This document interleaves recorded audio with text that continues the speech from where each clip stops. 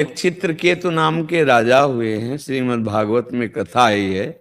श्री देवर्षि नारद जी और अंगिरा जी बहुत उनको प्यार करते थे।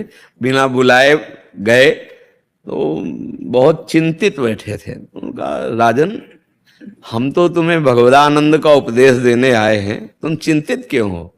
बोले मत देना उपदेश महाराज, मुझे भगवदानंद का उपदेश नहीं, मुझे पुत्र चाहिए।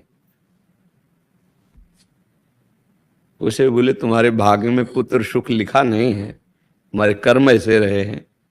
बहुत सी रानियां, एक भी संतान नहीं, और वो इसीलिए ब्याह करते गए थे कि राजा थे, उनका अधिकार था। श्रीमद् भागवत में कथा है। तो वो जब देखा बहुत हट कर रहे तो उन्होंने कहा पुत्र होगा, पर हर्ष और शोक दोनों प्रदान करने वाला होगा। अब उनको ये शब्द याद नहीं, दिखाई नहीं दिया, उन ज्ञान तो अपहृत है मोह के कारण। तो पुत्र होगा इतना बस वो सुन के आनंदित है। पुत्र हुआ बड़ी रानी से। अब राजा का हर ध्यान, हर वृत्ति वही पुत्र में, क्योंकि मोहाविष्ट। तो जहां राज दरबार से खाली होते सीधे उसी महल को जाते और रानियों की तरफ देखना भी नहीं।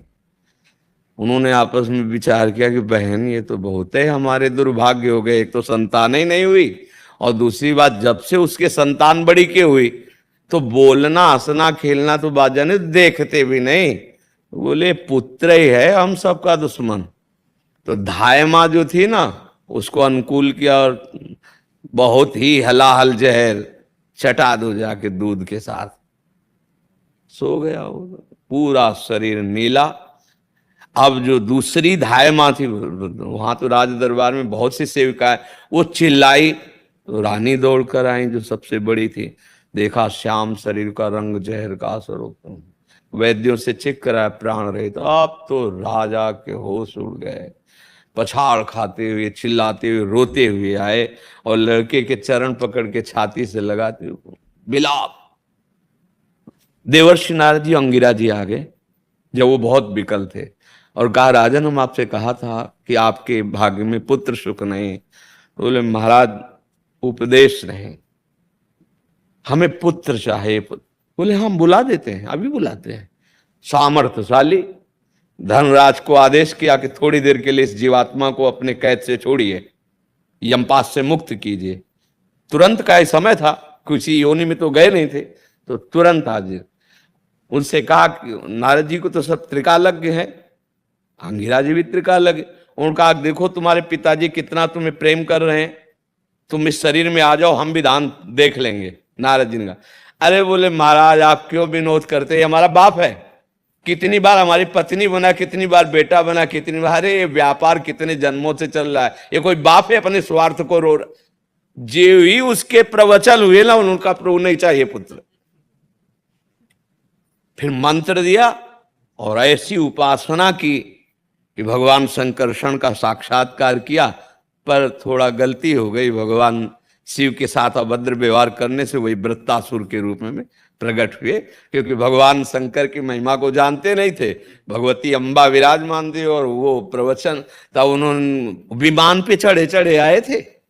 यही होता है, मतलब अहंकार का पूरा समर्पण। प्रेमी महापुरुषों गुरुजनों की चरण सेवा इसीलिए कही गई। ध्रुव जी ने पद मिलने पर भी यही प्रभु से मांगा कि मुझे अपने महाभागवतों का संग दीजिए। जब पद मिला ना तो एक जलन हुई कि अगर कहीं महाप्रेमियों का संग निरंतर हुआ होता तो मैं भगवान की सेवा मांगता, भगवान से अलग कोई पद नहीं मांगता। तो ये बात हृदय में हमारे भगवान के प्रति प्रियता जगे, सत्संग सुनो। ना कोई किसी का पुत्र है, ना कोई किसी की पत्नी, ना कोई किसी का पिता है, ना कोई किसी का पति है। ये थोड़ी देर के लिए माया के नाटक में हम आप स्त्री पुरुष का वेश धारण करके आए हैं, अपना काम बना लो। अगर चित्त वृत्ति मोहाविष्ट रहेगी तो जिस भगवत प्राप्ति के लिए भरत जी महाराज अपने राज्य, अपनी राजरानियों का त्याग करके आए, वही ममता थोड़ी सी हिरन में हो गई तो अगला जन्म हिरन का हो गया। हमारी तुम्हारी क्या दुर्दशा होगी जो ममता का जाल फैला हुआ है। इसलिए कोई किसी का पुत्र नहीं है।